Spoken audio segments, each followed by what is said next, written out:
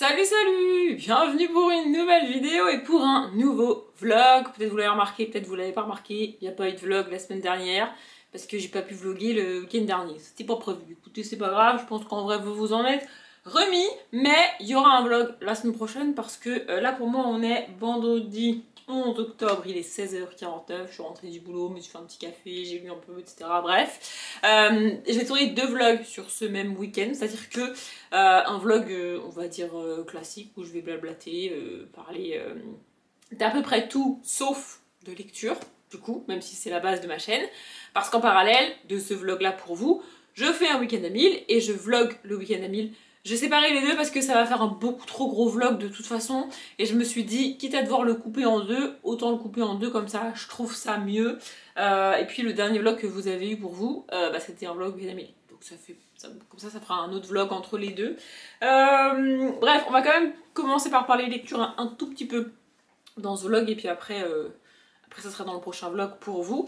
J'ai terminé hier soir Crime surnaturel, le tome 1, Chaudron de bruyère de Pauline Cidre. Et franchement, c'était hyper cool. Vraiment, c'était hyper chouette. J'ai adoré l'ambiance, l'univers, etc. On est donc avec des sortilèges, des espèces de sorciers. Donc en fait, historiquement, ils ont la même histoire que nous, c'est-à-dire qu'il y a eu, c'est la fameuse chasse aux sorcières, etc.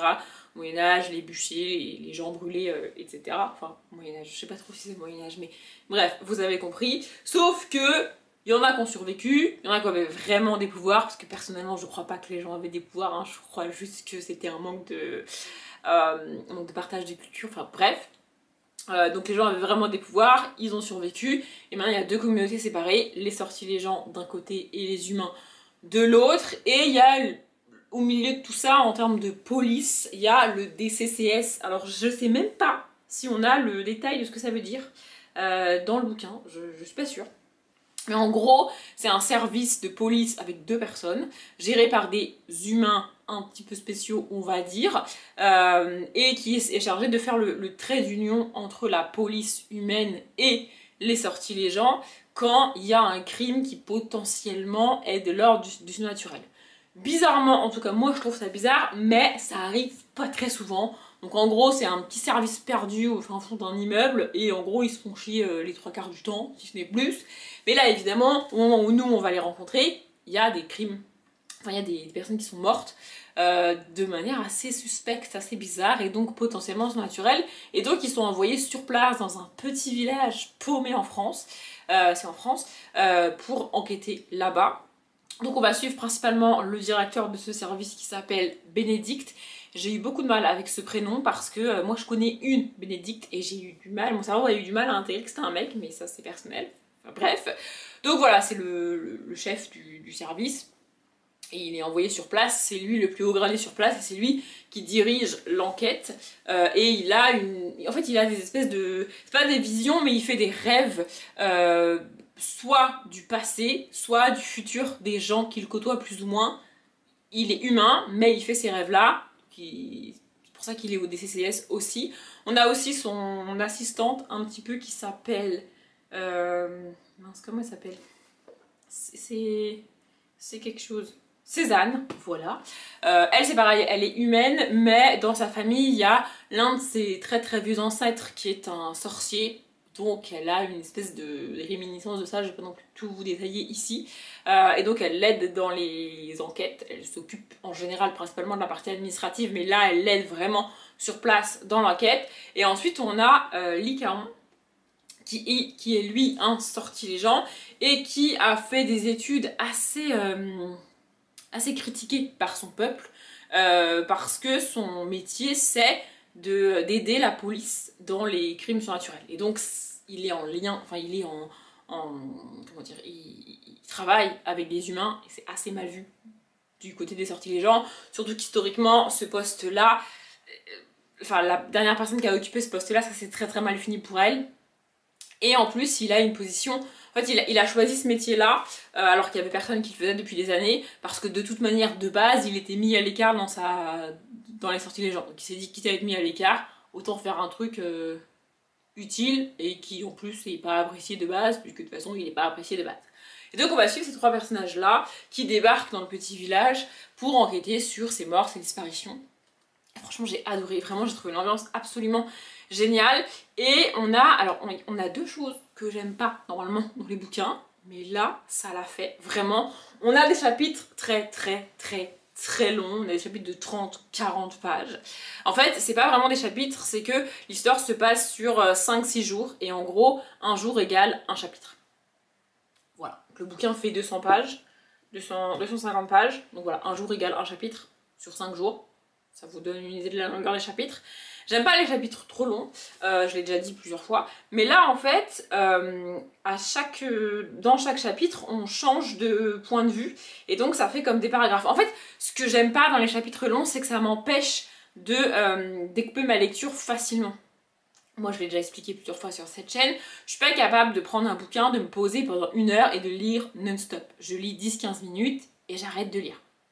C'est comme ça que je lis. Donc avec les chapitres courts, ça me permet de m'arrêter à la fin d'un chapitre, et puis je pose mon bouquin au bout de 10 minutes, un quart d'heure, tu vois. Parfois je peux même en lire 2-3 les chapitres en 10 minutes, un quart d'heure, qui sont très courts, c'est possible, tu vois. Avec des chapitres de 40 pages, bah en 10 minutes, j'ai pas fini mon chapitre. Donc en fait, ça m'oblige à couper ma lecture très souvent en plein milieu d'un chapitre. Et c'est chiant, c'est à moi-même, en fait c'est à moi, c'est de la fainéantise, non mais vraiment je vous le dis, c'est à moi-même de décider où je m'arrête, quand est-ce que je coupe ma lecture, et comment je vais me rappeler de à quelle ligne j'en étais. C'est chiant, non vraiment ça me gonfle. Mais là, en fait, comme je disais, au milieu des chapitres, on change de point de vue. Et quand on change de point de vue, on a le prénom du point de vue suivant au début du paragraphe. Là, par exemple, voyons, on passe à Bénédicte. Donc même si c'est en bas de la page, bah, j'arrête ma lecture ici, parce que je sais que je vais me rappeler que je me suis arrêtée au début du chapitre.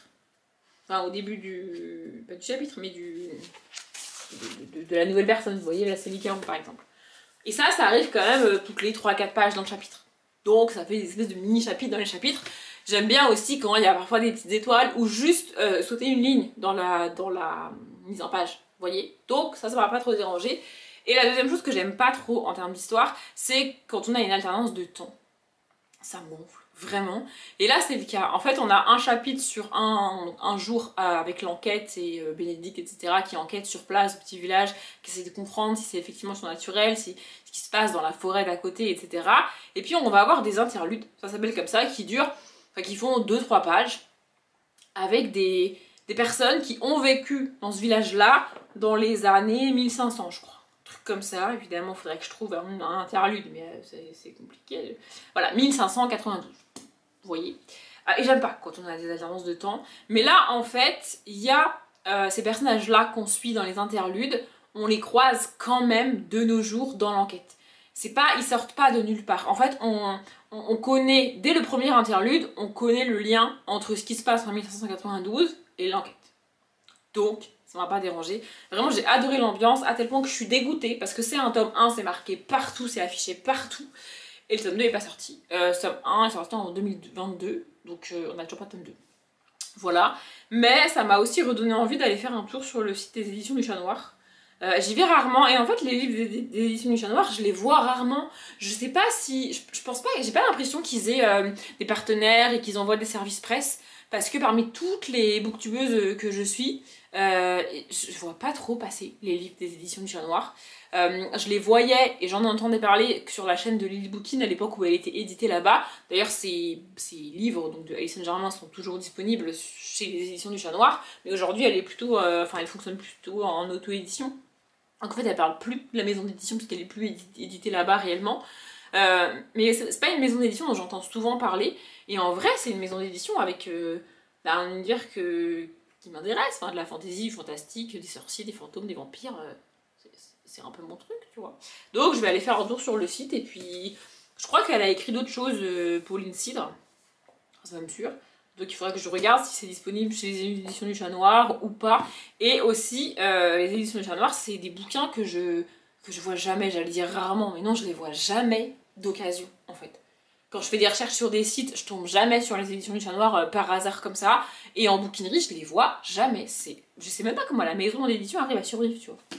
Mais bref, en tout cas, c'était hyper cool. Voilà, sur un autre registre et dont je voulais vous parler au début de ce vlog. Attendez, pardon, j'ai reçu un message. Voilà, super. J'ai commencé le Lego. Alors, j'ai pas fini le Lego. Je l'ai quand même bien avancé et j'aimerais bien le finir sur ce week-end. Mais alors, entre tout ce que j'ai à faire, les vlogs et le week-end à 1000, je ne sais pas si je vais y arriver, mais ça serait l'idée. Donc le Lego, c'est... attendez, il faut que je réussisse à l'attraper sans le casser parce qu'en l'amenant ici, je l'ai pété à 2 endroits différents. Donc il faut que je fasse attention parce que c'est un peu fragile. Donc ce fameux Lego, c'est le terrier, donc la maison des Weasley dans Harry Potter. Je le trouve vraiment très cool, il est quand même assez grand, je sais pas si vous vous en rendez compte. Je l'ai pas fini, en fait je pense que ce qui me manque c'est l'autre partie pour refermer la maison derrière. Je vous montre un peu l'intérieur si vous voulez. Voilà, ça ressemble à ça. Et là en haut on voit pas, c'est tout fermé. À l'intérieur il y a les chambres. Mon seul regret pour l'instant, enfin j'ai un vrai regret. Un truc que j'aurais aimé qui soit un petit peu différent mais c'est pas très grave. Mon seul regret c'est que pour l'instant j'ai pas d'escalier à faire. C'est-à-dire que l'une des choses très spécifiques du terrier, c'est ce côté empilage de bouts de maison avec un escalier un peu... C'est pas un escalier tout droit ou même un escalier en colimaçon, le truc part dans tous les sens, tu le vois même dans les films, et dans les livres c'est dit, tu vois. On n'a pas cet escalier à faire. Alors peut-être que sur l'autre moitié, je ferai l'escalier, mais j'en doute parce que là, j'ai fait 2 chambres en fait, les 2 petits... Je vais pas le reprendre parce que ça va tomber, je le sens. Et les 2 petits bouts là qui sont totalement fermés, c'est 2 chambres. C'est la chambre de Ron, et puis la chambre d'un de ses frères, je pense, je sais pas lequel. Enfin, je pourrais vous montrer parce qu'en vrai, c'est accroché, mais c'est possible de les enlever. Je vais vous montrer du coup. Donc ça, il me semble que... Attendez. Est-ce que c'est les... Holiday Harpies? Je sais pas si c'est la chambre de Ron ou pas. Non, ça c'est vert. Je crois que l'équipe de Quidditch que suit Ron, elle est orange. Ça doit être l'autre que j'ai faite. Attendez, j'essaie de vous montrer. Vous voyez, ça c'est la chambre à l'intérieur. Je sais pas si vous voyez bien. Voilà. Et en fait, la chambre est complètement fermée. Il n'y a aucune porte qui donne accès à la chambre. Donc en vrai, c'est hyper mal fait, parce que tu peux pas rentrer dans la chambre. Alors qu'ils auraient pu faire les portes et l'escalier qui arrive aux portes. Vous voyez? Il n'y a pas. Les chambres sont complètement fermées. Il n'y a absolument pas de porte. Et l'autre, c'est pareil. Du coup, vous voyez, ça c'est le morceau qui était au-dessus. Ah, mais on voit par là, en fait. Et ça, c'est la chambre. À l'intérieur, je vais retirer le toit pour vous montrer à peu près correctement. Parce que là, c'est un peu... Et en fait, vous voyez, c'est pas... Il n'y a pas des bouts partout. Ce qui fait que ça tient, mais tu peux l'enlever facilement. Vous voyez? Et ça c'est orange, donc je crois que c'est la chambre de Ron. Puisque c'est les... Ouais, les Chudley Canons, là, c'est ça. Ça doit être la chambre de Ron. En plus, il y a un... Non, je croyais que c'était Gryffondor, mais non, c'est toujours les trucs de Quidditch. Et là, il y a une porte, mais elle donne sur un balcon. Donc en fait, il n'y a aucun accès à la chambre. Bon, vous me direz, j'ai pas fini cette partie-là. Peut-être que là, l'escalier va arriver. Franchement, j'adorerais pouvoir faire cet escalier, parce que j'adore... Et puis alors les escaliers c'est un des trucs les plus chiants à faire pour moi en tout cas sur les Lego comme ça, j'en ai déjà fait plusieurs, des maisons, des trucs comme ça et tout. Et les escaliers c'est toujours un enfer à faire. Mais celui-là, j'ai envie de galérer à le faire. Vous voyez ce que je veux dire? Vraiment. Donc voilà, donc ça c'est le vrai regret que j'ai, c'est les escaliers. Et l'autre truc que je comprends pas, c'est du coup il n'y a pas de porte pour accéder à ces chambres, donc c'est pas hyper bien fait. En fait j'aurais bien aimé qu'il soit un petit peu plus grand pour qu'on ait vraiment plus de place pour avoir ces portes, ces trucs et tout. Parce que là, en vrai, ça fonctionne pas. On peut pas rentrer dans les chambres. Donc c'est pas très pratique. Mais bon, vous me direz, techniquement, il y a personne qui vit dedans, c'est du Lego, mais bon. Bref, voilà. Il me reste pas beaucoup de sachets à faire. Ils sont derrière là-bas, il doit m'en rester 6 ou 7. Et en plus, c'est des petits sachets. C'est-à-dire que faire un sachet, ça doit prendre un quart d'heure, 20 minutes, grand max. Ouais, les sachets, c'est pas très très long à faire, et puis je le fais en regardant des séries. D'ailleurs j'ai fini la saison 4 de Only Murder in the Building, c'était assez cool. La saison 4 ou la saison 3? Non, c'est la saison 3 que j'ai fini. La saison 4 était en train d'être diffusée quand moi je regardais la saison 3, mais j'ai pas enchaîné, je verrai ça plus tard. Peut-être que je regarderai la saison 4 dans le courant du mois de novembre, j'en sais rien. Mais ouais, j'ai fini ça. Et là, ce week-end, je vais avancer sur le Lego, c'est sûr. Je veux avancer quoi qu'il arrive sur le Lego, je sais pas si j'aurai le temps réellement de le finir. Ça va dépendre de comment j'avance en termes de lecture, mais ça vous le verrez dans le prochain vlog. Bref, et je vais regarder Wings en faisant le Lego cette fois-ci. parce qu'il faut que je regarde la saison 2 de Wings et que c'est une série que je regarde toute seule. Et comme ça fait 2 week-ends que je suis pas toute seule, plus les semaines, et bah, du coup j'ai pas vraiment avancé dans ce que je dois regarder toute seule, à savoir Wings, Un jour et Astrid et Raphaël. Ça c'est les 3 séries que je vais regarder toute seule puisque ça m'intéresse pas l'autre personne. Voilà, donc ce week-end je vais regarder Wings. Et de toute façon Astrid et Raphaël, je les désespère, franchement, je regarde tous les 2 jours. Si on a une date de diffusion sur France 2, on l'a pas. Là, on a eu la date de diffusion du film qu'ils ont fait en crossover avec une autre série, je sais pas quoi, qui est entre les saisons 4 et 5. Mais on n'a pas de date de diffusion de la saison 5. Est-ce qu'ils vont enchaîner le film avec la diffusion de la saison 5 derrière? On sait pas. Si c'est le cas, pourquoi juste avoir annoncé le film et pas en même temps la saison 5? Enfin, bref, je désespère d'avoir cette saison 5. Mais ils ont dit que ça serait diffusé à l'automne 2024. Donc, à un moment donné... j'attends désespérément. Et aussi, parce que je suis une personne ultra débordée, vous allez voir, en ce moment se déroulent les Masters de N'oubliez pas les paroles. Oui, j'ai 85 ans, je regarde N'oubliez pas les paroles, j'adore N'oubliez pas les paroles. Et alors les Masters, vraiment j'adore les Masters. Donc normalement je regarde N'oubliez pas les paroles, mais en replay, parfois 3 semaines plus tard, puisque je suis à la ramasse complet et tout. Alors les Masters, je les regarde au quotidien, genre vraiment quasiment en direct. Parce que j'adore les Masters, vraiment je trouve ça trop cool. Donc n'oubliez pas les paroles, si jamais vous connaissez pas, c'est une émission diffusée sur France 2 à partir de 18h40 et présentée par Nagui, dans lesquelles les candidats viennent chanter des chansons françaises, voilà. Et tu gagnes des points quand tu trouves les paroles. C'est-à-dire que c'est un karaoké et puis au bout d'un moment il n'y a plus les paroles d'afficher et tu dois trouver les paroles. J'adore cette émission, vraiment. Et donc, les Masters, c'est avec les 32 meilleurs candidats qui ont participé à l'émission, qui reviennent pour faire un tournoi entre eux. C'est trop cool. Vraiment j'adore cette émission.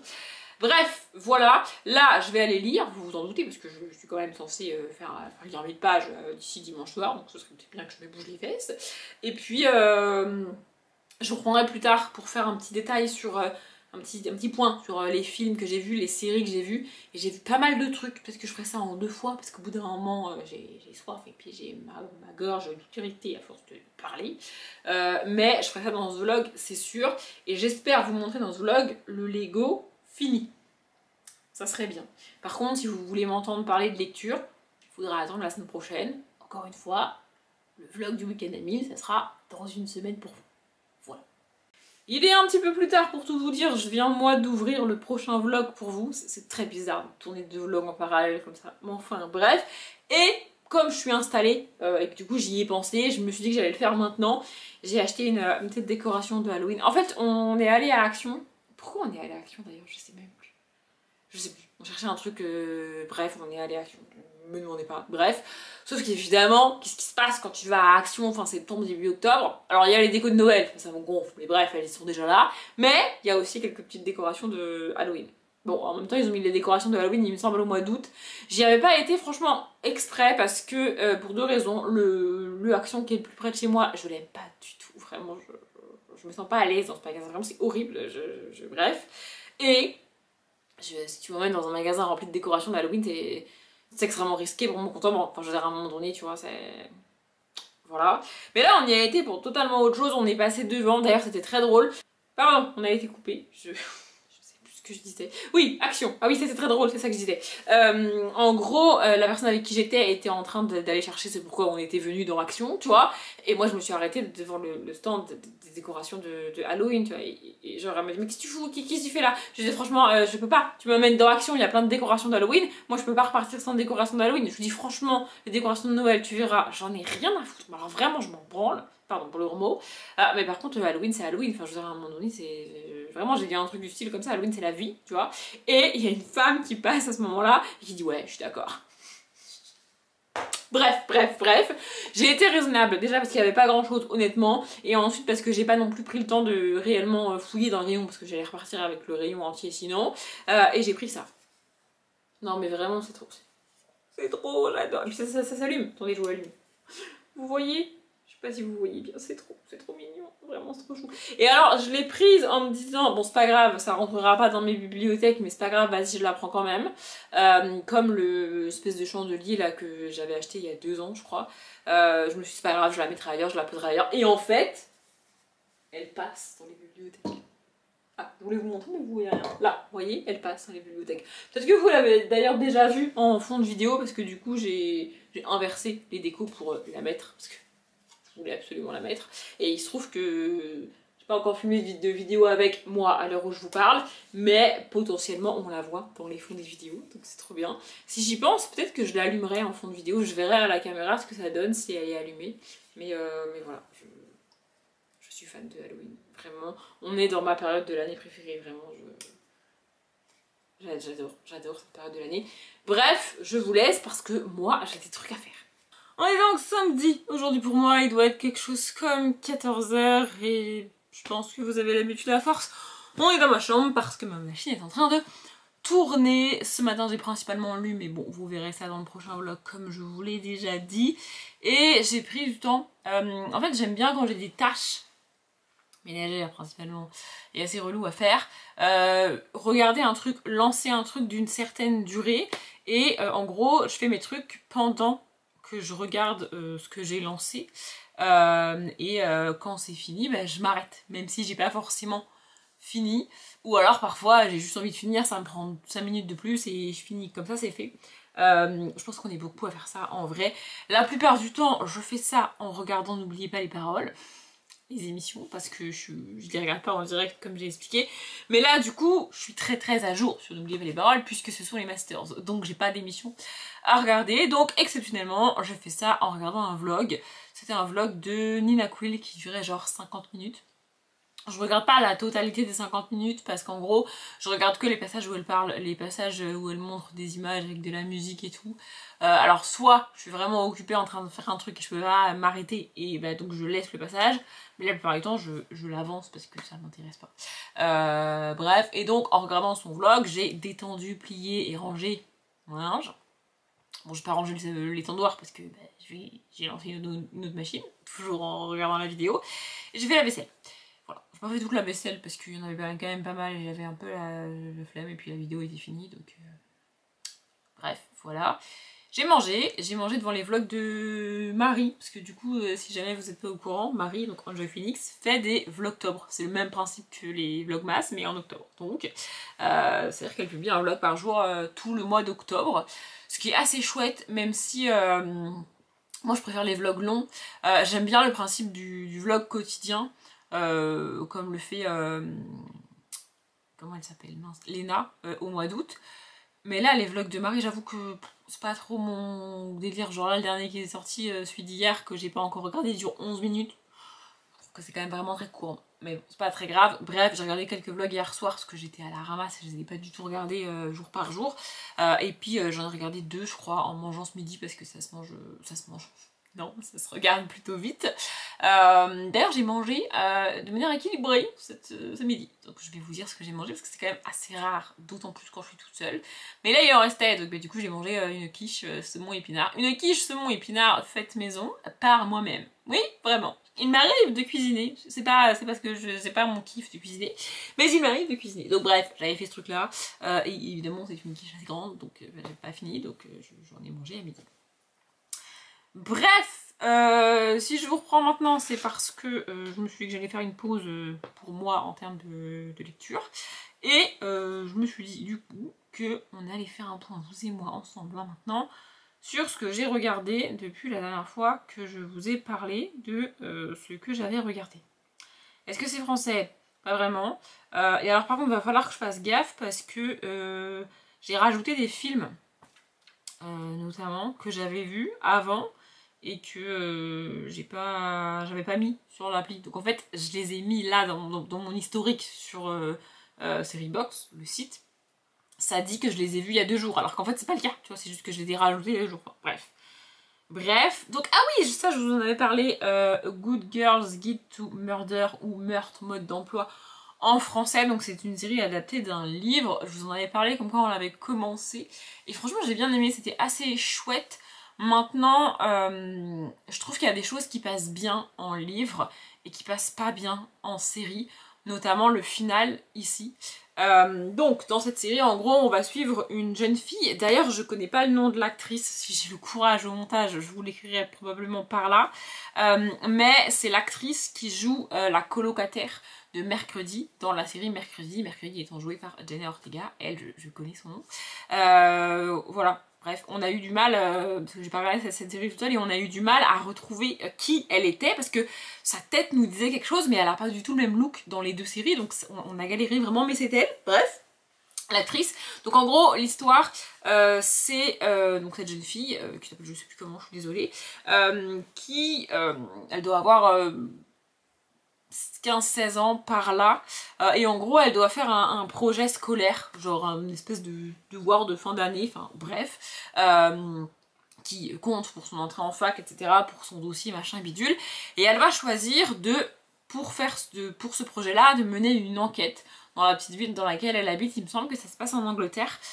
oui c'est ça, ça se passe en Angleterre parce qu'ils conduisent à droite. Bref, enfin le volant est à droite, enfin bref. Elle va choisir un fait divers qui s'est passé 5 ans plus tôt dans cette petite ville. Il se trouve que 5 ans plus tôt, une jeune fille de 16-17 ans à l'époque a disparu. On est à 90% sûr qu'elle est morte, mais on l'a jamais retrouvée, morte ou vivante, on ne l'a jamais retrouvée. Son petit ami de l'époque a été très rapidement accusé, a avoué a priori sous la contrainte. Il y a de forts doutes qui diraient que c'est pas lui, mais il a avoué, et juste après il s'est suicidé. Donc voilà, l'affaire a été close comme ça, sans qu'on retrouve jamais cette jeune fille ou son corps.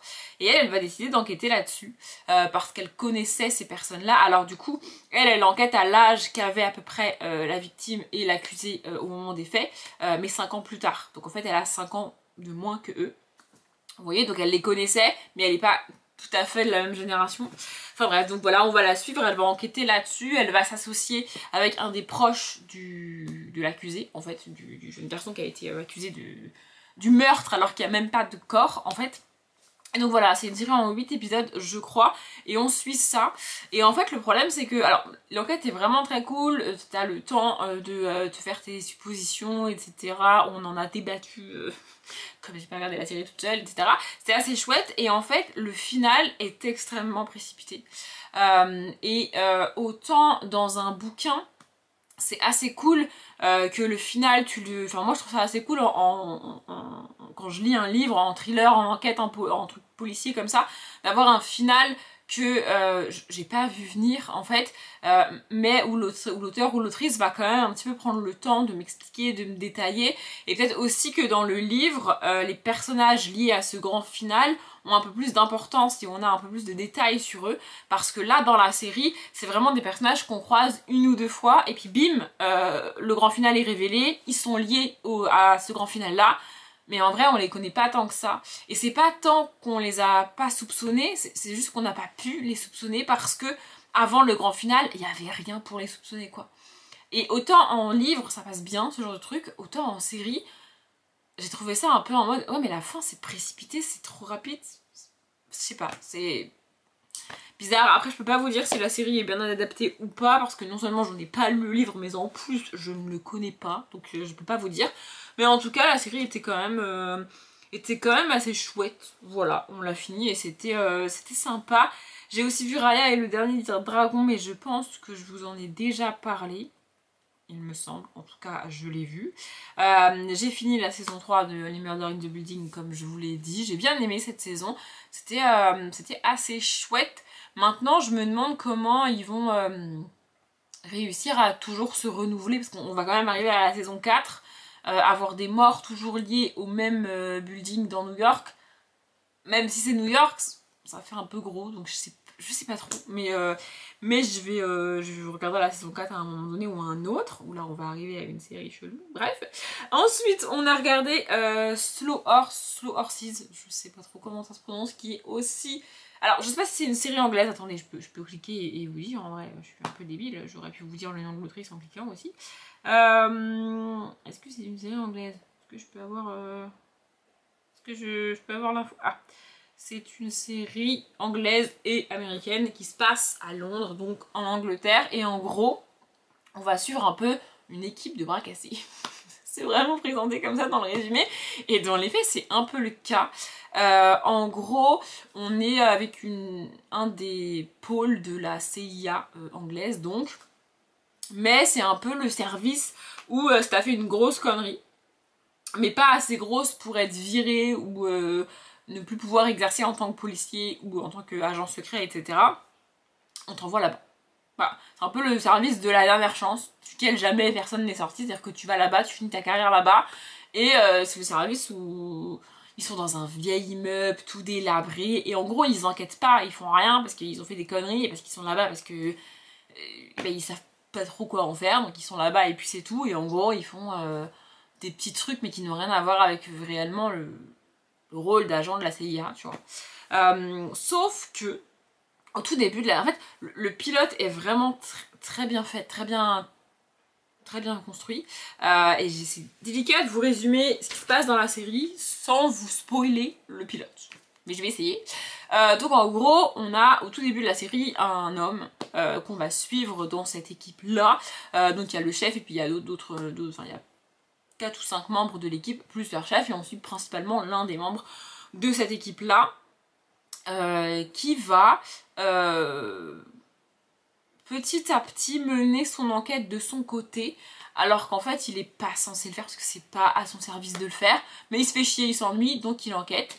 Et il enquête sur l'enlèvement d'un jeune Pakistanais, il me semble. En gros, il y a un jeune homme qui a été enlevé, un groupe d'hommes blancs, un peu à la... le type de gang américain, vous savez... c'est très blanc et très raciste au final, vous voyez, qui en gros ont fait une vidéo pour dire voilà, demain matin, on va le décapiter en public. Ça a un petit côté Black Mirror du coup. Et en fait, toute la saison 1, donc les 6 épisodes de la saison 1, attendez, je vérifie qu'il y a 6 épisodes dans la saison 1, si j'y arrive.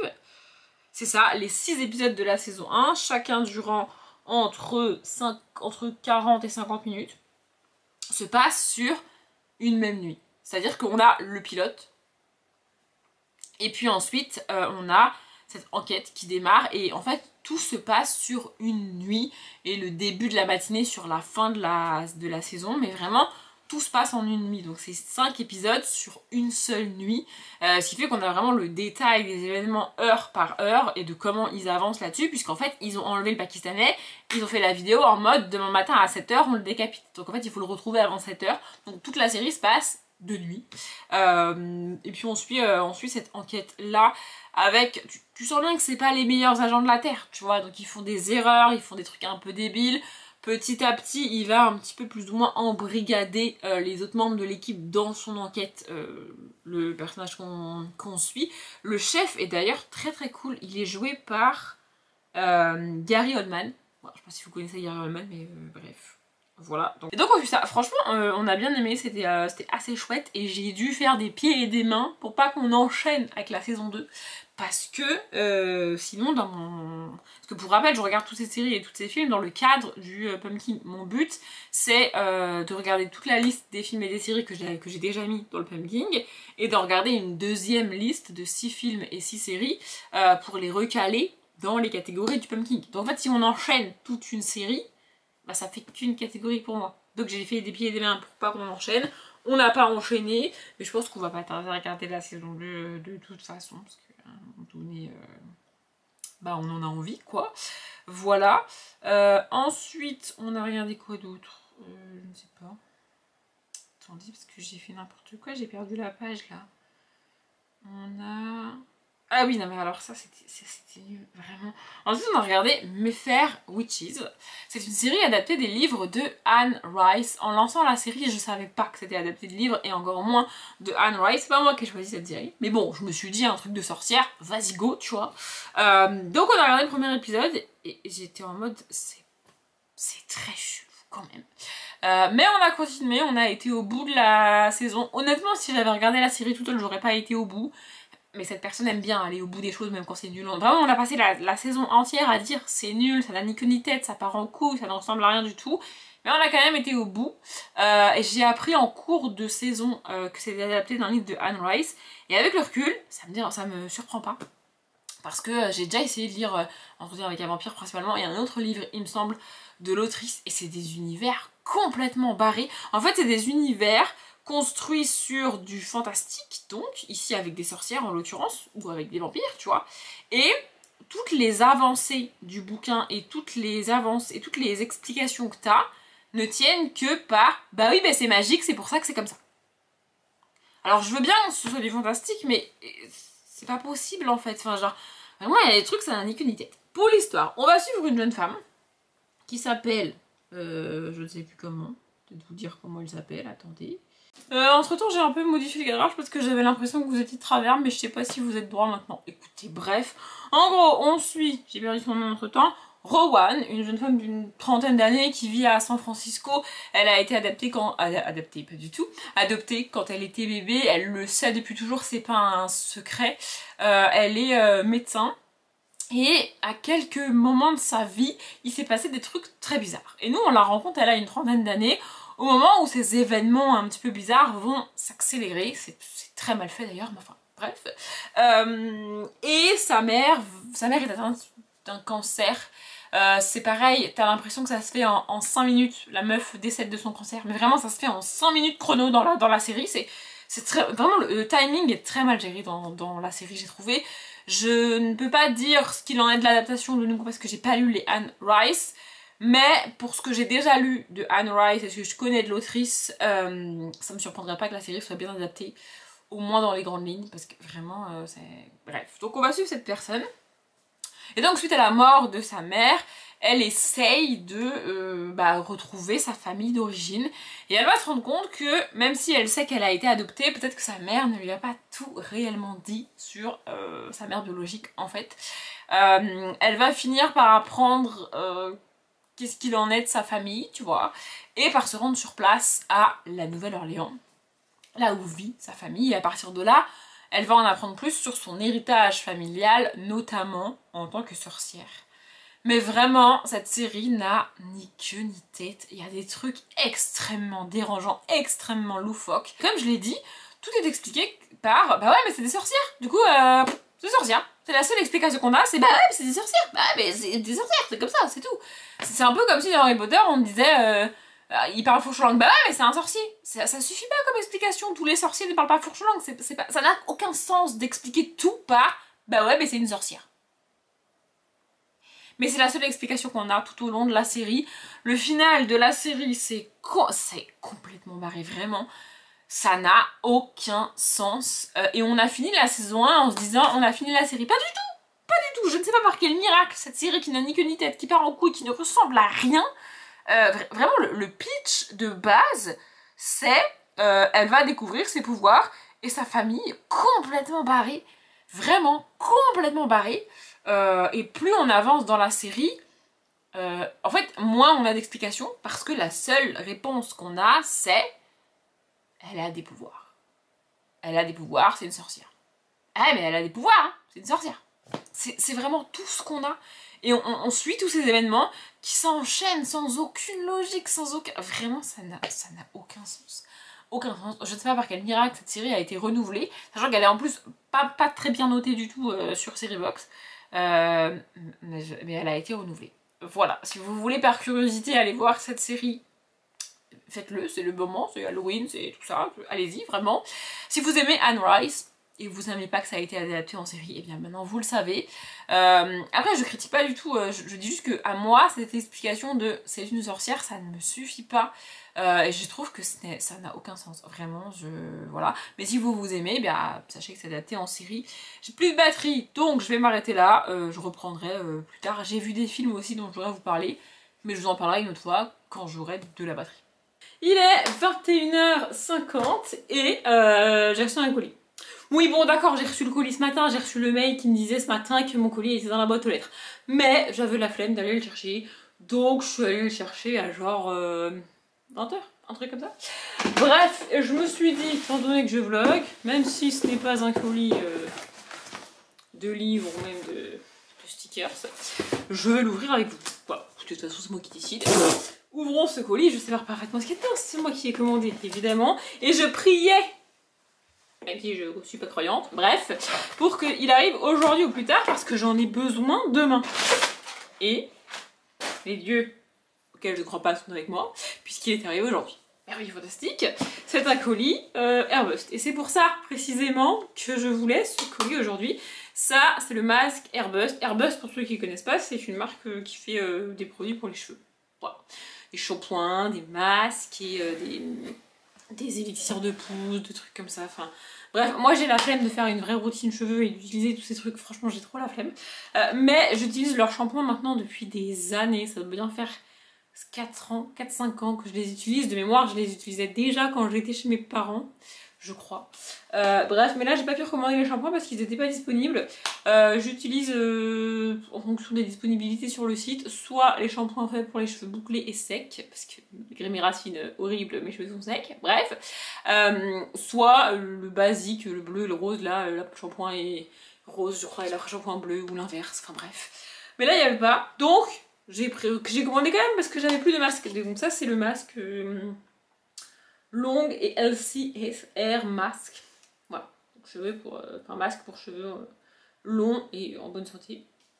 Si mon anglais n'est pas trop rouillé. Bref, je fais un masque comme ça tous les week-ends. Sauf que là ça fait 2 semaines que je l'ai pas fait. Voilà, il y a 15 jours parce que j'étais pas chez moi et franchement je me suis dit flemme de l'emmener et tout, c'est pas grave. Et la semaine dernière parce qu'en fait je me suis rendu compte que j'en avais plus. Voilà, donc je l'ai commandé pour pouvoir le faire demain. Si vous voulez tout savoir, je fais le masque le week-end, le jour où je me lave les cheveux, donc. Et donc le jour où je tourne les vidéos. Voilà. Mes cheveux ne sont jamais aussi bien que quand je tourne les vidéos, sachez-le. Il y a des fois c'est déjà pas ouf. Bref, et puis en plus j'ai rajouté ça. Donc c'est un truc pour le volume, un élixir pour le volume. Honnêtement je vois pas trop la différence en termes de volume. Après j'ai les cheveux extrêmement fins et extrêmement plats, c'est peut-être pas le mot, mais en tout cas extrêmement fins, donc pour leur donner du volume faut y aller. Et même si tu arrives à leur donner du volume, le volume ne tient pas. C'est à dire que quand je vais chez le coiffeur, elles ont toutes la même volonté de donner du volume à mes cheveux. Et elles y arrivent, c'est-à-dire que quand je sors de chez le coiffeur, j'ai du volume. Sauf que ce que les coiffeuses ne voient pas, c'est que 5 minutes plus tard, il n'y a plus rien. Mais ça leur a fait plaisir. Écoutez, voilà. Bref, moi je l'utilise principalement, honnêtement, pour retirer le collant du produit que j'utilise pour définir mes boucles. Voilà, c'est-à-dire que je me lave les cheveux, je mets un truc un peu au miel, un truc comme ça là dans mes cheveux pour aider mes boucles à se définir. Sauf que pour éviter le côté collant et mouillé toute la journée, je mets ça après pour enlever le côté collant. Voilà, et en même temps ça fait pas de mal à mes cheveux. Écoutez, bref, voilà, c'est ma petite routine pour les cheveux. J'ai pas une routine de dingue en termes de cheveux parce que comme je me lave les cheveux un jour sur deux, bon bah, et puis je me lave les cheveux le matin avant d'aller travailler, si vous voulez, j'ai pas 1 heure à accorder à ma routine de cheveux. Bref, je vous ai aussi repris ce soir parce que, et alors là, je vais essayer de pas tout péter, je finis le Lego du terrier. De l'approcher, je sais pas si vous allez le voir apparaître. Voilà, vous voyez juste le haut. Je vais vous tourner pour vous montrer l'intérieur et tout, ce sera beaucoup plus simple que de le tenir dans les mains. Mais d'abord, je voulais vous montrer la ribambelle de personnages qu'on a avec le Lego. Voilà, je vais vous les montrer un par un. Évidemment, on a toute la famille Weasley. Donc bon, bah ça fait beaucoup de personnages. On a bien évidemment, en plus de la famille Weasley, Monsieur Harry Potter. Évidemment, il est partout celui-là. Je vais essayer de vous les montrer dans l'ordre. On a donc la maman Weasley, j'ai nommé Molly. On a ensuite, il est où je sais pas. Ah oui, si. Non, attendez, je ne sais pas, je galère. Ils se ressemblent tous les Weasley aussi, c'est un petit peu compliqué. Alors, bon, attendez, je vais pas vous les faire dans l'ordre, je vais vous les faire comme je les reconnais. Je sais pas c'est qui, lui. Bref, on a donc Ginny. Oui, bah c'est la plus reconnaissable, c'est la seule fille. Ensuite, on a les deux. Là, ils se ressemblent énormément, c'est super pratique, c'est super nickel. Donc, Fred et George. Voilà, par élimination, je vais finir par tous les retrouver, vous me direz. Ça, bah ça doit être Arthur, en vrai. Le papa, pour les moins Harry Potter de vous. Et puis ensuite, on en a d'autres. Je pense que ça, c'est Ron. Ouais, je fais ma youtubeuse beauté parce que vous voyez que dalle. Voilà. Ça doit être Percy. Logiquement. Voilà. Et ça doit être Bill parce qu'il a sa fameuse queue de cheval derrière là. Voilà. Je pense qu'il en manque un, parce qu'il me semble qu'ils ont un fils de plus, non? 1, 2, 3, 4, 5. Oh, je sais pas, ils sont tous là. Écoutez, je vois pourquoi il en manquerait un, ce serait quand même bizarre. Enfin bref, voilà, il faudra que je les place dans la maison. Mais là, je vais vous tourner pour vous montrer le Lego à l'intérieur. Parce que si je le tiens, il va se péter la gueule. En fait, c'est un Lego, vous allez le voir, qui s'ouvre en fait. C'est-à-dire que tu peux l'avoir fermé et puis au milieu, il s'ouvre. Ce qui fait que le tenir, c'est pas pratique. Surtout que la plupart des Lego qu'on a sont au démarrage, tu pars sur une plaque carrée ou rectangle, ça dépend, et tu poses tout dessus, ce qui fait qu'après, quand tu l'attrapes par en dessous, bah, tout tient sur la même plaque, donc tu peux le soulever. Là, c'est le terrier, donc il y a littéralement des petits bouts partout. C'est le terrier en même temps. Donc il n'y a pas de plaque entière en dessous, et c'est l'enfer. Vraiment, ça bouge de partout, donc je vous le montre, je le pose là où j'ai prévu de le poser dans mon appartement, et je n'y touche plus, parce que sinon je vais le péter. Donc voilà le terrier à l'intérieur. Donc la partie de gauche, c'est celle que je vous ai montrée l'autre fois avec les chambres, et puis là vous voyez la salle de bain, etc. Et la partie de droite, c'est celle que je viens de faire. En gros, c'est celle avec la chambre des parents, donc qui est juste ici. Et au-dessus, je pense que c'est la chambre de Percy, logiquement. Et tout en dessous, juste au-dessus de la cuisine. Donc là, c'est la cuisine, vous voyez, que j'avais fait avant. Et là, c'est la chambre des jumeaux, très clairement, puisqu'il y a 2 lits. Voilà, donc en gros, il y a 4 chambres, plus celle des parents. Donc pour 5 enfants. Donc celle de Ron, celle de Bill, celle de Percy et celle des jumeaux. J'ai pas fait celle de Ginny, du coup, je suis en train de me dire, c'est bizarre. Bon, alors je l'ai oubliée et je l'ai faite. Ou alors peut-être que celle-ci, c'est celle de Ginny. Je sais pas, c'est bizarre. Il manque une... Ou alors peut-être qu'il manque une chambre. Je n'en sais rien. Écoutez, c'est pas très grave. En tout cas, j'ai fini. Il n'y a pas d'escalier, comme vous pouvez voir. Il n'y a strictement aucun escalier dans cette maison. Je suis un peu deg. Ça aurait été vraiment cool de faire les escaliers du terrier. Moi qui déteste faire les escaliers, comme j'ai dit, là, j'aurais adoré faire cela. Mais bon, écoutez, c'est pas très grave. Et donc, je vais placer les personnages à l'intérieur, là, je sais pas trop où. C'est mieux, enfin, moi, je préfère les mettre à l'intérieur qu'à l'extérieur, parce qu'à l'extérieur, sinon, c'est chiant, tu peux pas attraper le Lego. Donc, je vais les mettre dedans, et puis je vais poser le Lego à côté de ma maison hantée. Et puis voilà. On est dimanche, il doit être presque 15 h, et je me suis dit que j'allais clôturer le vlog maintenant, parce que comme ça va me permettre après de m'organiser sans avoir constamment dans un coin de ma tête le j'ai pas clôturé le vlog, j'ai pas clôturé le vlog, j'ai pas clôturé le vlog. Vous voyez, c'est chiant quand j'ai ça à l'arrière de mon cerveau. Donc je vais le faire maintenant. Déjà, premier truc, vraiment je vais pousser un mini coup de gueule. Je sais que vous n'y pouvez rien et moi non plus, mais franchement ça me gonfle. YouTube. Ouais, je vais aller après YouTube, je sais. YouTube et les bloqueurs, là, je sais que ça fait quelques mois que ça tourne et que YouTube a trouvé le moyen de faire en sorte qu'on ne puisse plus utiliser les bloqueurs de pub. Jusqu'à aujourd'hui, là, pour moi, ça fonctionnait, je pouvais l'utiliser, il n'y avait pas de souci. Ça faisait 2-3 jours que j'avais quand même des pubs et que ça buguait un petit peu, mais ça fonctionnait quand même. Et là, clairement, tout à l'heure, j'ai dû retirer le bloqueur de pub sur YouTube parce que je peux pas regarder les vidéos sinon. J'ai pu en regarder une ou deux, je pense que c'est parce qu'elles n'étaient pas monétisées, vous voyez. Mais là, du coup, sinon, bah, il faut que je retire mon bloqueur de pub. Ça me saoule. En fait, pendant des années, j'ai regardé les vidéos YouTube avec les pubs. Et puis quand j'ai changé d'ordi fin 2023, il me semble, dans le pack de l'ordi et tout, ils m'ont mis le bloqueur de pub et je me suis habituée sans pub. Et effectivement, c'est quand même beaucoup mieux sans pub. Mais ce qui me dérange, c'est pas tant les pubs en elles-mêmes, c'est de couper la vidéo en plein milieu pour avoir une pub. Alors ça, je sais que c'est les youtubeurs qui peuvent le gérer, combien ils en mettent, etc. S'ils autorisent YouTube à en mettre plusieurs et à couper la vidéo en plein milieu, ils peuvent même aussi placer les pubs à des endroits cool, enfin les endroits pratiques de la vidéo, genre un moment où eux ils ont fait un cut dans le montage, vous voyez, mais tout le monde ne prend pas le temps de le faire, et je comprends, parce que ça doit être hyper long et hyper chiant à faire. Mais ouais, être coupé dans la vidéo comme ça au milieu, ça me gonfle vraiment. Avoir les pubs au début, moi ça me dérange pas, parce qu'en fait, j'ouvre les onglets.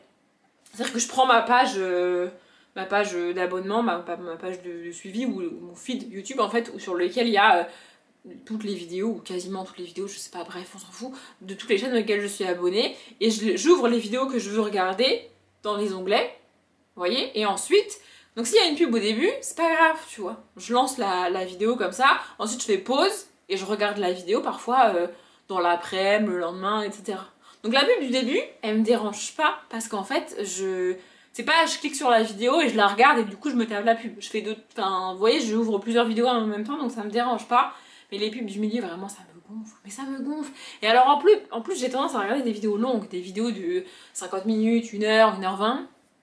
Et donc il y a des pubs. En plein milieu parfois. C'est vraiment chiant. Vraiment, ça me saoule. Mais bon, bref, c'est la vie, c'est comme ça. Puis alors aussi, là, Netflix et Prime se sont mis à nous foutre des pubs en plein milieu des épisodes. Je paye l'abonnement. Autant sur YouTube, je suis d'accord. Je paye pas, ok, très bien, ok. Mais Prime et Netflix, je paye l'abonnement. En fait, il faut payer un abonnement au-dessus si tu veux pas avoir de pub. Enfin, bref, ça me saoule, ça me saoule, ça me saoule, mais j'y peux rien, c'est comme ça. Et si vous vous posez la question, mes vidéos ne sont pas monétisées. Principalement parce que je gagnerais, franchement, je sais même pas comment estimer ce que je pourrais gagner avec YouTube, mais ce serait ridicule. Vraiment, je pense que ce serait ridicule. Et flemme, il faut les déclarer, les machins, les trucs. Franchement, flemme. J'ai jamais monétisé mes vidéos parce que par pure flemme, vraiment par pure flemme de devoir les déclarer, les impôts, les je sais pas quoi, franchement. Bref. Tout ça pour gagner 10 centimes par mois ou même 1 € par mois, franchement, je vois pas l'intérêt, donc mes vidéos ne sont pas monétisées. Si vous avez je l'avais déjà dit, mais si vous avez des pubs parfois sur mes vidéos, c'est quand notamment j'utilise des musiques. Et en gros, c'est eux, les musiques que j'ai choisies, qui mettent des pubs. Mais ça, je peux pas le savoir tant que j'ai pas mis la vidéo en ligne. Et une fois qu'elle est en ligne, il faudra que je refasse et tout. Donc voilà, il y a peut-être quelques vidéos sur ma chaîne où il y a des pubs, mais c'est pas moi. Bref. Si je revenais, donc, c'est pour vous parler des films principalement que j'ai vus parce que j'ai pas fait exprès en prenant mon suivi série box, c'était comme ça. D'abord, je vous ai parlé des séries et maintenant, je vais vous parler des films que j'ai vus. On en a vu quand même plusieurs. On a regardé donc Omar m'a tué, que j'avais jamais vu, qui est inspiré de faits réels. Ma petite soeur l'avait vu, elle m'avait dit qu'il était vraiment très cool. Et en fait, alors le film est bien, mais je me demande à quoi il sert étant donné qu'on n'a aucune réponse. Alors c'est le cas dans la vraie vie, dans la vraie histoire, c'est le cas, on n'a toujours pas de réponse aujourd'hui. Mais à quoi ça sert de faire un film si on n'a aucune réponse à la fin? Donc en gros, Omar m'a tué ER à la fin avec une faute de conjugaison, d'accord, d'orthographe, bref, avec une faute. C'est un film inspiré de faits réels. En gros, c'est l'histoire d'un jardinier immigré qui parle pas français au début de l'histoire. Et qui est accusé d'avoir tué une des personnes chez qui il travaillait en tant que jardinier. Cette femme a été retrouvée morte dans sa cave et écrit au sang sur le mur, il y a Omar m'a tué. Donc lui il s'appelle Omar évidemment. Alors je sais pas à quel point le film est fidèle à ce qui s'est passé réellement. Moi je veux parler réellement du film en tant que tel, même s'il est proche de la réalité. Et donc rapidement, en fait il n'y a pas d'enquête de mener, principalement c'est ça le problème du truc. Ça se passe dans les années 80 je pense, donc il y a du racisme évidemment, le suspect n'est pas français, il y a du racisme évidemment, mais il n'y a pas d'enquête réellement de mener, il y a juste écrit Omar m'a tué sur le mur. Donc les flics se disent ok c'est bon, l'enquête est bouclée, c'est Omar, on l'enlève, j'allais dire, on l'arrête, on le fout en taulle, il a un procès vite fait histoire de dire qu'on a fait un procès quand même, et puis il est condamné parce que de toute façon c'est écrit, c'est lui, tu vois. Le problème qui se pose, c'est que les avocats d'Omar vont essayer de prouver que il est pas possible qu'il ait tué cette femme parce que ça marche, enfin c'est... Il n'y a pas de preuve réellement contre lui. Les vêtements qu'il avait ce jour-là sont retrouvés sans aucune trace de sang. Il n'y a aucune trace de sa présence dans cette cave. À part le mot en fait, mais ça ne suffit pas, il est condamné à je ne sais plus, à 18 ans de prison il me semble, et voilà, et c'est tout. Et quand le film démarre, ouais c'est ça, quand le film démarre, il est en prison depuis quelques années et on est au début des années 90 avec un auteur de livres et un journaliste qui décide d'enquêter sur cette histoire parce que c'est quand même bizarre qu'on l'ait accusé et condamné alors que tout ce qu'il accuse, c'est Omar m'a tué, avec une faute d'orthographe, écrit a priori par une femme, j'ai perdu le mot, mais une femme qui a reçu une éducation, une femme qui sait écrire, une femme qui sait parler, une femme qui parle français, une femme qui... Enfin, tu peux pas faire une faute aussi grosse, tu vois, et même si, admettons, t'es en train de mourir, etc., tu fais une faute, pourquoi faire une faute qui rajoute une lettre? Tu vois ce que je veux dire? C'est plus long à écrire.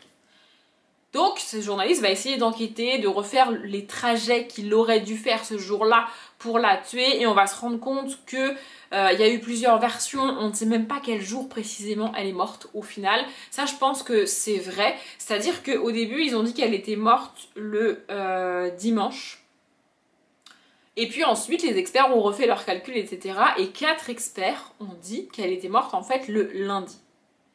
Ce qui veut dire que ça peut pas être lui si c'est le lundi, parce que le lundi, il est prouvé qu'il n'était pas là du tout, qu'il était carrément ailleurs, à Marseille, je crois, alors que ça se passe à Nice. Donc les avocats, quand ils ont ces rapports-là, ils sont en mode, bah, trop cool, c'est le lundi, il n'était pas là, tu vois.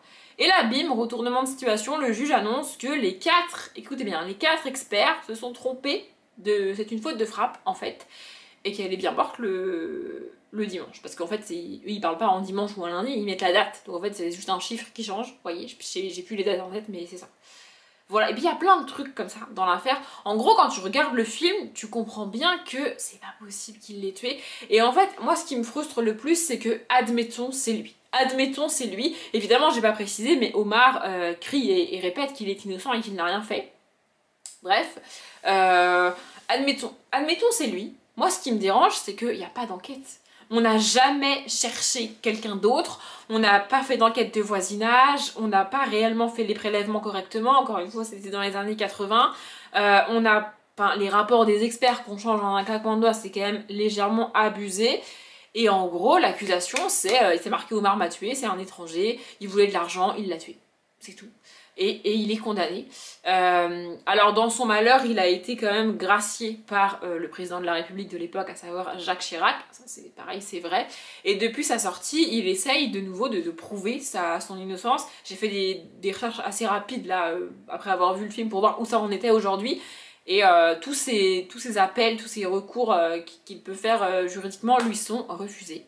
Voilà. Je pense honnêtement qu'aujourd'hui, 30 ans plus tard, quelque chose comme ça, ils ne veulent pas rouvrir l'affaire parce qu'ils savent eux-mêmes, la justice, je veux dire, qu'ils se sont plantés, qu'ils se sont royalement plantés, et ils veulent pas, 30 ans plus tard, revenir là-dessus et dire effectivement les flics de l'époque ont fait de la merde.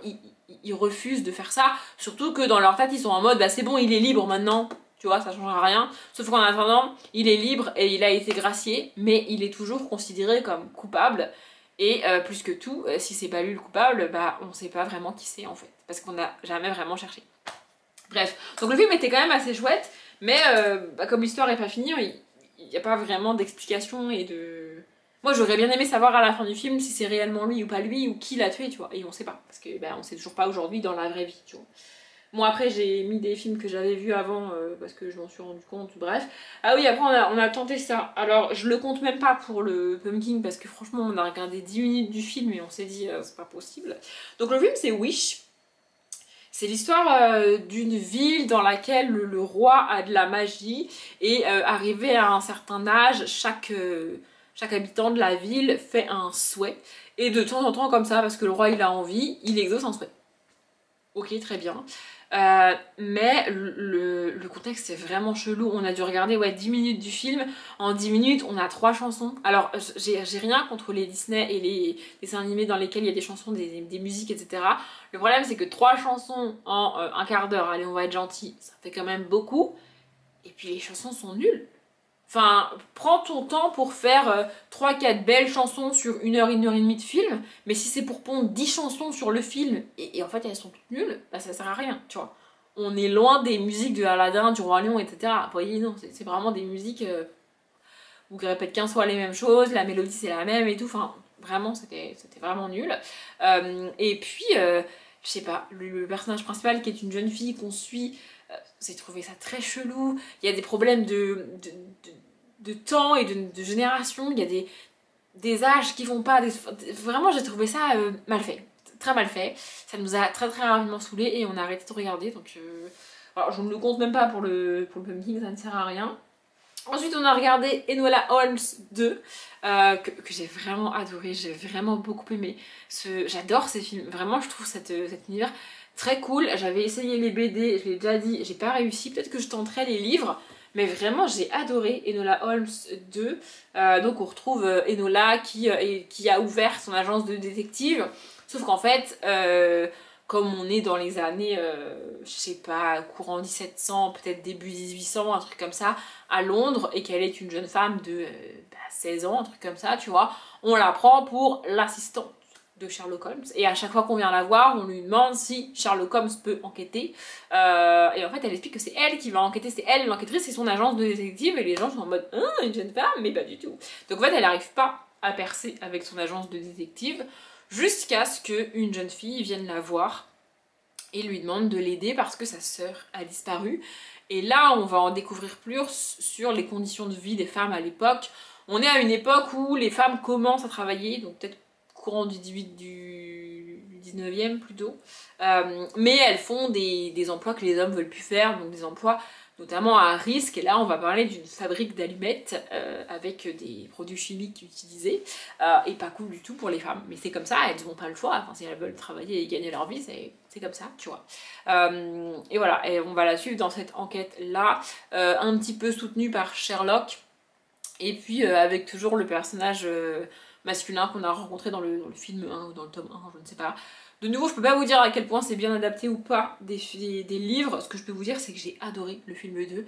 J'espère qu'il y aura un 3e, parce que franchement, c'était trop cool. Et j'adore ces films, j'adore le personnage d'Enola, j'adore cette ambiance, je trouve ça absolument génial. Voilà. Ensuite, dans un tout autre genre, on a regardé Radioactive, donc le film biographique sur Marie Curie. Et je trouve le film pas si bien fait que ça, vraiment pas. En gros, on va rencontrer la jeune Marie, je veux pas dire son nom de jeune fille parce que je me rappelle plus, mais elle est d'origine polonaise, ça évidemment c'est assez connu, et donc elle a un nom de jeune fille polonais, mais elle est connue pour être Marie Curie, même si de base elle s'appelle pas Marie Curie. Bref, on la rencontre, on n'a pas son enfance du tout, hein. On la rencontre, elle est déjà jeune adulte, elle doit avoir peut-être 18-19 ans, peut-être 20 ans par là. Et elle est déjà scientifique, elle travaille dans un laboratoire, elle essaye de faire ses expériences, de faire ses recherches, etc. Je suis pas bien renseignée sur la vie de Marie Curie, donc je sais pas à quel point le film est fidèle à son caractère ou non. Mais j'ai trouvé le trait de caractère de la femme très autonome, très indépendante, très autoritaire, vraiment très forcé. Et c'est pas comme ça que j'imaginais Marie Curie, mais peut-être que c'est la vérité, je sais pas, mais en fait ça m'a dérangé de la voir comme ça. Mais oui, en gros, elle est très rebelle, et elle part du principe que tout ce qu'on lui dit, tout ce qu'on lui refuse, tout ce qu'on lui fait, c'est parce qu'elle est une femme. Alors, j'ai pas vécu à cette époque-là, et j'en sais rien, peut-être que c'est le cas, mais je doute que ses réactions les réellement aider, si elle a réellement réagi comme ça. Si vraiment le film est fidèle à sa vie, elle a eu beaucoup de chance de rencontrer Pierre Curie, c'est ça ? Marie et Pierre Curie, oui c'est ça. Et donc voilà, elle se fait au début du film virer de son laboratoire parce que en fait elle demande du matériel, elle demande à ce que... En fait non, elle demande même pas du matériel, elle demande à ce que les autres scientifiques du laboratoire arrêtent de déplacer ses affaires et de les utiliser. Qui en soi est pas trop, tu vois. Et donc elle vient une énième fois se plaindre au directeur, tu vois, et le gars lui dit en gros, bon vous me saoulez, vous arrêtez pas de vous plaindre, dégagez.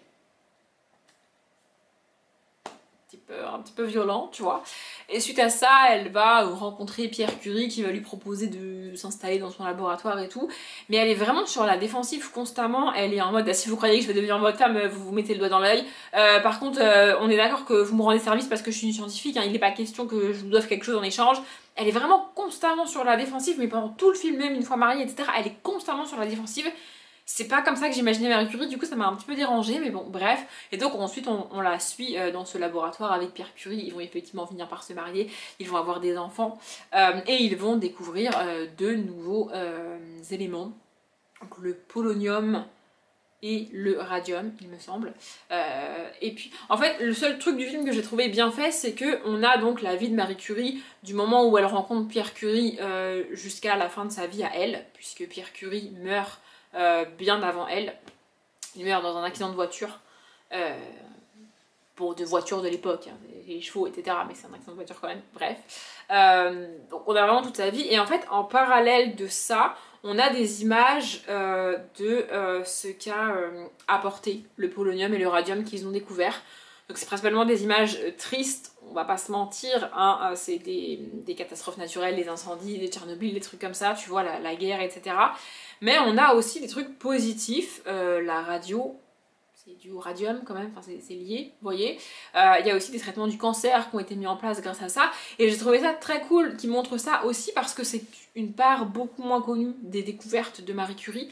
Vraiment tout ce qu'on retient de Marie Curie c'est Tchernobyl. En gros, tu vois, c'est effectivement, enfin de Marie Curie, de ce qu'a apporté au monde les découvertes de Marie Curie. Le truc que tu sors en premier, c'est Tchernobyl. Forcément, je le sais, c'est comme ça, tu vois. Mais ces découvertes ont aussi apporté des choses extrêmement positives. Et le film finit notamment... en fait, on la suit donc de ses 20 ans, quand elle rencontre Pierre Curie, jusqu'à quasiment la fin de sa vie. Et à la fin de sa vie, il faut savoir que elle s'est battue pour aller sur le front. Il me semble que c'était la Première Guerre mondiale. En gros, en fait, pendant la Première Guerre mondiale, dès que quelqu'un avait... une cheville foulée ou quelque chose qui n'allait pas sur une jambe ou sur un bras, on cherchait pas à comprendre, on lui coupait le bras, on lui coupait la jambe. Tu vois. Et elle s'est battue pour aller sur le front avec des ambulances. Donc c'est pareil, c'est des ambulances de l'époque, hein, c'est des charrettes en gros, tu vois. Et les appareils qu'elle a créés avec ce qu'elle a découvert pour faire des premières radios directement sur le front et pour éviter d'amputer des gens alors qu'en fait ils ont juste une entorse, tu vois, ou même si c'est cassé tu peux réparer, pas obligé d'amputer, tu vois. Elle s'est battue pour ça parce qu'il y a des centaines de personnes qu'on a amputées pour rien en fait, enfin, alors qu'on pouvait les soigner. Et c'est un truc qu'on sait pas forcément sur Marie Curie, c'est un truc qu'on sait pas forcément que c'est grâce à Marie Curie qu'on peut faire des radios aujourd'hui. Enfin, vous voyez. Et j'ai trouvé ça cool de voir ça. Et on a aussi du coup la relation avec son mari, qui est une relation très touchante et très mignonne. On n'a aucun doute aujourd'hui sur le fait que Pierre Curie était un féministe avant l'heure, puisque quand il reçoit le premier prix Nobel qu'il a, enfin le seul prix Nobel que lui a d'ailleurs, puisque l'autre elle l'a toute seule après sa mort, à lui. Bref, en gros quand il est nommé pour le prix Nobel, il est nommé seul pour le prix Nobel. Et il dit, bah non, je suis pas d'accord, on était tous les deux, vous devez nous nommer tous les deux. C'est quand même lui qui demande à ce qu'elle soit nommée à ses côtés. Sachant que à la base c'est son idée à elle, à la base c'est ses recherches à elle, ils les ont fait tous les deux et il l'a aidé à faire ses découvertes et ses recherches, mais de base c'est son idée à elle. Donc si on devait en nommer qu'un seul des deux, bah ça serait elle, parce que c'est son idée à la base. Mais comme lui c'est un homme et que c'était son laboratoire, c'est l'excuse évidemment, eh bien ils l'ont nommé lui et il a dit oh je suis pas d'accord, je veux qu'on nomme ma femme avec moi, et donc c'est pour ça qu'ils ont le prix Nobel tous les deux. Et le deuxième elle l'obtient toute seule après sa mort à lui, ce qui en fait la première femme au monde à avoir le prix Nobel et la première femme au monde à en avoir deux dans deux catégories différentes, à savoir la physique et la chimie il me semble. Et je ne sais même pas si un homme avait eu 2 prix Nobel dans 2 catégories différentes, j'ai retrouvé avant elle, je sais pas, mais en tout cas bref voilà. Donc on suit tout ça et on a aussi donc sa relation avec son mari qui est absolument magnifique. Vraiment leur relation à tous les deux est très belle dans le film, et je n'ai pas vraiment de doute sur le fait que dans la vraie vie Pierre Curie était un chic type, voilà. La mort de Pierre Curie est quand même bien représentée. Ça, en fait, la mort de Pierre Curie dans le film, ça vient humaniser Marie Curie, moi j'ai trouvé, parce que avant ça, elle est quand même extrêmement froide, extrêmement... c'est une scientifique, elle est terre à terre, d'accord, mais même si t'es scientifique, t'as des sentiments, enfin je veux dire... Moi j'ai fait des études de maths et de sciences, je l'ai dit 1000 fois, oui effectivement je suis extrêmement cartésienne, effectivement je crois en pas grand chose à part la science, ça fait pas de moi une personne sans émotion, vous voyez ce que je veux dire? J'ai trouvé dommage cette image vraiment de Marie Curie. Après c'est pas un film français, hein, donc voilà, enfin précision, pas un film français, bref. Et la mort de Pierre Curie vient humaniser Marie Curie, comme je disais, parce que à ce moment-là elle s'effondre en tant que femme, vraiment, elle vient littéralement de perdre... Tout son monde s'effondre en fait, elle perd son mari, elle perd son collègue, elle perd tout, enfin genre vraiment sa vie s'effondre à ce moment-là. Elle s'effondre pas complètement parce qu'elle a des enfants dont elle doit s'occuper. On aborde aussi très rapidement ce qui se passe après la mort de Pierre Curie, quand elle va rencontrer un autre homme, se mettre avec un autre homme, c'est très mal vu par la société évidemment. Enfin, bref, en plus cet homme est marié, enfin bref, c'est une catastrophe. Mais c'est abordé aussi et c'est quand même cool, et vraiment... À partir de là, elle est un peu plus humaine, tu la vois aussi un peu plus maternelle avec ses filles, parce qu'avant c'était pas vraiment le cas. Ouais, vraiment c'est la mort de Pierre Curie qui vient humaniser ce personnage, parce qu'avant elle est vraiment froide quoi. Mais bon, c'était quand même un film chouette, je voulais absolument le voir. Un film sur Marie Curie, vraiment, je voulais à tout prix le voir. Je l'ai vu, je suis contente. Et ça aurait pu être un peu mieux quand même, mais bon. Bref. J'ai aussi avancé sur d'autres séries et commencé d'autres séries, mais je les ai pas finies encore, donc je vous en parlerai quand je les aurai finies. Ça sera mieux, notamment aussi parce que ce vlog est déjà bien assez long. J'ai chargé les rushs d'avant là et ça va être très long, donc je vais arrêter de blablater sur Marie Curie et autres séries. Je vais m'arrêter là. J'espère que ce vlog vous a plu. Et si en commentaire vous voulez partager des films, des séries que vous avez regardées là pour Halloween ou autres, n'hésitez pas, parce que je suis toujours à la recherche de nouveaux, particulièrement de films. J'avoue que je galère à trouver des films, et quand je trouve des films qui me tentent bien et que j'aurais envie de regarder, ils sont disponibles sur aucune plateforme. Ça aussi, ça m'agace, vraiment. Puis alors, Prime, ils sont disponibles, mais faut payer en plus. Non mais ça va, enfin bref, ça me saoule, je vous jure, ça me saoule. Donc si vous avez des recommandations de films ou de séries, je prends. Bref, j'arrête de parler. Comme d'habitude, je vous souhaite une bonne journée, un bon après-midi, un bon appétit ou une bonne nuit, et je vous dis à bientôt.